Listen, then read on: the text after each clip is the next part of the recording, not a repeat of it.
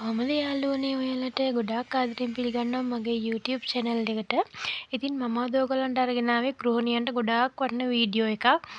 අද කාලේ කුළුබඩු ගැන වීඩියෝ එකක් තමයි මම අද ඔයාලට අරගෙන ආවේ. ඉතින් බලන්නකෝ වීඩියෝ එක ලස්සනයිද කියලා.